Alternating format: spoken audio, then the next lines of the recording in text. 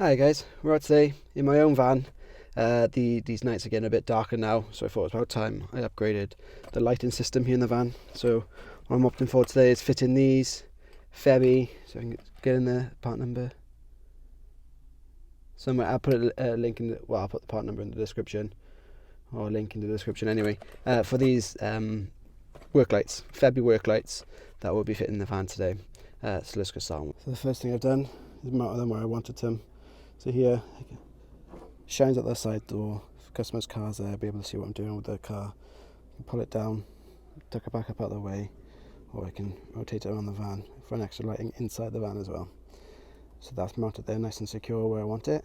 What's actually really good about these lights is that they don't have wires coming off of it that you have to solder into. They have these DT connectors here.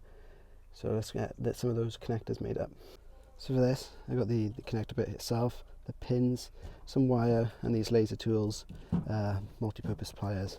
Fantastic bit of kit there. So if you can see, I've got the waterproof seal on there, but I also need to get a green stay, which we will come back to. I just got it in the front of the van. So with those laser tool pliers, I've bared the ends here, and these ends are going to sit inside these pins here. Now with them pinned like so, give them a good yank, make sure they're nice and solid. Then what you want to do is work out what the live terminal, or what the live pin and the negative pin is on the light, and then match it up with the pin in the plug.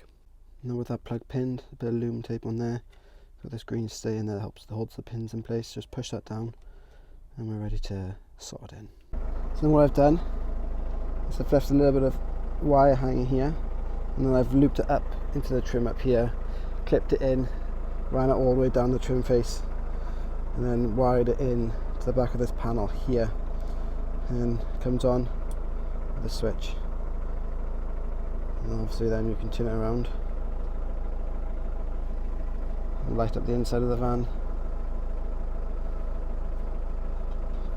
back out to the customer's vehicle,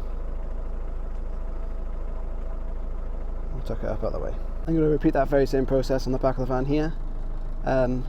Obviously you don't need to see me do that again, but secure the lights, wire them down into the switch down in there. So now I can see at night time.